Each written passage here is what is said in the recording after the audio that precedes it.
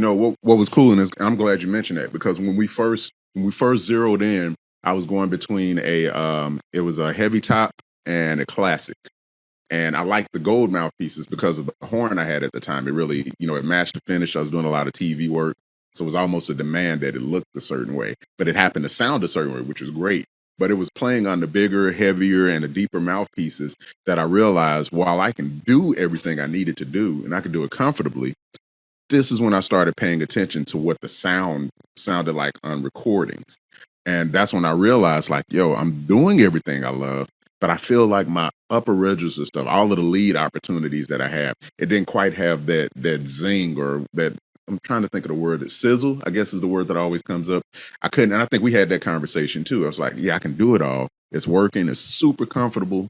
But I can't get that, I can't get that sizzle from the mouthpiece. Like it sounds like this huge beautiful sound up there. But every now and then, I really needed that sizzle. And that's how we ended up landing on, at the time, it was the prototype of the Heritage trumpet mouthpieces. And it just happened to be in Chicago on tour. And you let me try that thing, and I fell in love. I was like, this is it. And that's what I play on now. That's what I've been on consistently.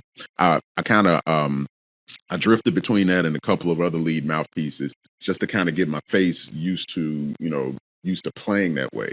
And when you mention transformation and the opportunities that transform us, I originally am not a high note player. That's not my thing, like at all.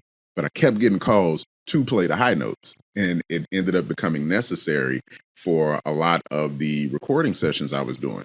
So by the time I guess COVID hit a couple years ago, when we were at home, I was doing all these recording sessions at home. This was the first time I was afforded the opportunity to practice and develop that specific skill.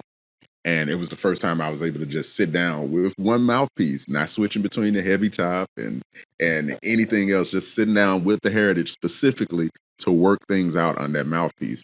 And once I found my rhythm, what I also found is that I had been doing a lot of inefficient things in terms of my embouchure itself.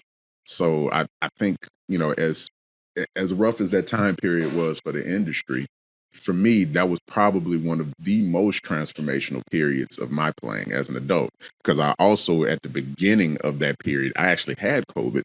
And since then, it seriously affected the way my lungs work. My breathing is just completely different now.